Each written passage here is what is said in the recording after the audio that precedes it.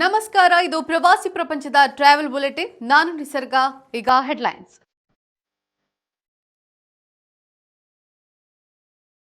ನನಸಾಗುತ್ತಿದೆ ನಟ ಶಂಕರ್ನ ಕನಸು. ನಂದಿ ಬೆಟ್ಟದ ರೋಪೆ ಯೋಜನೆಗೆ ಕಿಕ್ ಸ್ಟಾರ್ಟ್.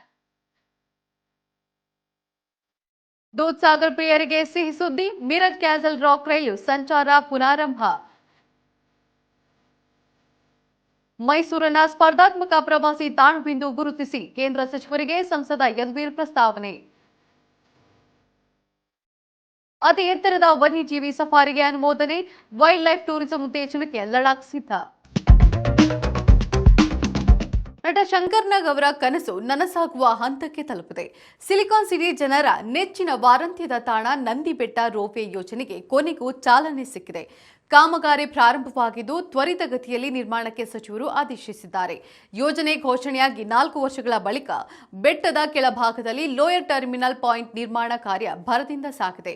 ಬೆಟ್ಟದ ಮೇಲ್ಭಾಗದಲ್ಲಿ ಅಪ್ಪರ್ ಟರ್ಮಿನಲ್ ಪಾಯಿಂಟ್ ನಿರ್ಮಿಸಲು ಅಗತ್ಯವಿರುವ 5 ಎಕರೆ ಜಮೀನಿಗೆ ಕೇಂದ್ರ ಅರಣ್ಯ ಪರಿಸರ ಸಚಿವಾಲಯದಿಂದ ಎನ್ಒಸಿ ಬಾಕಿ ಇದೆ ಎಂದು ಅಧಿಕಾರಿಗಳು ತಿಳಿಸಿದ್ದಾರೆ. ದೂದ್ಸಾಗರ್ ಹಾಗೂ ಟಿನಾಯಿ ಘಾಟ್ಗೆ ತೆರಳುವ ಪ್ರವಾಸಿಗರಿಗೆ ಒಂದು ಗುಡ್ ನ್ಯೂಸ್. 3 ವರ್ಷಗಳ ಬಳಿಕ ಮಿರಜ್ ಕ್ಯಾಸಲ್ ರಾಕ್ ಎಕ್ಸ್ಪ್ರೆಸ್ ರೈಲು ಆಗಸ್ಟ್ 15ರಿಂದ ಮತ್ತೆ ಕ್ಯಾಸಲ್ ರಾಕ್ ವರೆಗೆ ಸಂಚರಿಸಲಿದೆ. ಹುಬ್ಬಳ್ಳಿ ವಿಭಾಗದ ಕ್ಯಾಸಲ್ ರಾಕ್ ಲೋಂಡಾ ನಡುವೆ ನಡೆಯುತ್ತಿದ್ದ ಕಾಮಗಾರಿಯಿಂದಾಗಿ 2023ರಲ್ಲಿ ಮಿರಜ್ ಕ್ಯಾಸಲ್ ರಾಕ್ ಅನ್ರಿಸರ್ವ್ಡ್ ಎಕ್ಸ್ಪ್ರೆಸ್ ಲೋಂಡಾವರೆಗೆ ಮಾತ್ರ ಸಂಚರಿಸ್ತಾ ಇತ್ತು. ಈಗ ಈ ಕಾಮಗಾರಿ ಮುಕ್ತಾಯದ ಹಂತ ತಲುಪಿದೆ. ಇದೀಗ ಸಂಚಾರ ಸಂಪರ್ಕ ಮರುಸ್ಥಾಪಿಸಲಾಗಿದೆ ಎಂದು ನೈಋತ್ಯ ರೈಲ್ವೆ ಅಧಿಕಾರಿಗಳು ತಿಳಿಸಿದ್ದಾರೆ.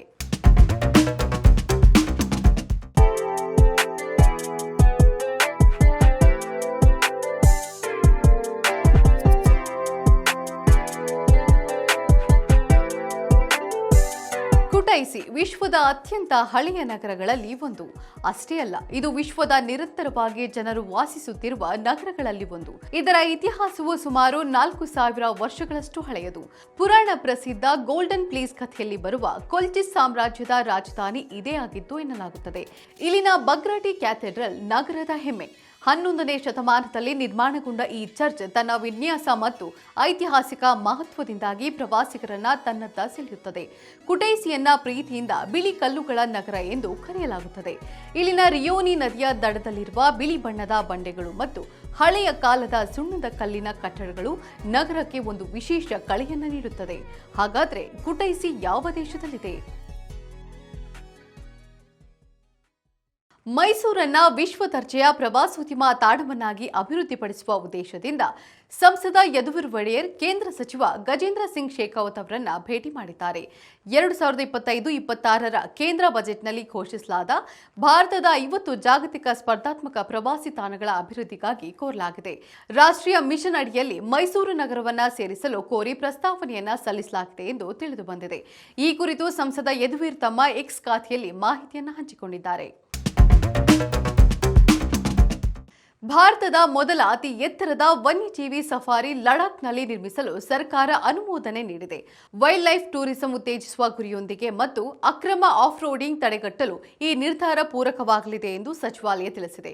ಹಿಮಚಿರತೆ ಮತ್ತು ಪಕ್ಷಿ ವೀಕ್ಷಣೆಯ ಜೀಪ್ ಸಫಾರಿಗಳಿಗೆ ಲಡಾಖ್ನ ಲೆಫ್ಟಿನೆಂಟ್ ಗವರ್ನರ್ ವಿಕೆ ಸಕ್ಸೇನಾ ಅನುಮೋದನೆ ನೀಡಿದ್ದಾರೆ. ಲಡಾಖ್ನ ವಿಶಿಷ್ಟ ಸಸ್ಯ ಮತ್ತು ಪ್ರಾಣಿ ಸಂಪತ್ತನ್ನು ಕಣ್ತುಂಬಿಕೊಳ್ಳುವ ಅಪರೂಪದ ಅವಕಾಶವನ್ನು ಪ್ರವಾಸಿಗರಿಗೆ ಒದಗಿಸಲಿವೆ. ಭಾರತೀಯ ಪ್ರವಾಸೋದ್ಯಮದಲ್ಲಿ ಇದೊಂದು ಮೈಲಿಗಲ್ಲಾಗಿದ್ದು ಕಣಿವೆ ಪ್ರವಾಸೋದ್ಯಮದ ಮೆರುಗು ಹೆಚ್ಚಲಿದೆ ಎಂದು ವಿಕೆ ಸಕ್ಸೇನಾ ತಿಳಿಸಿದ್ದಾರೆ. ಈಗ ಕ್ವಿಜ್ ಟೈಮ್. ಇಂದಿನ ಪ್ರಶ್ನೆ: ತಾಜ್ ಮಹಲ್ ನಿರ್ಮಾಣಗೊಂಡ ವರ್ಷ ಯಾವುದು?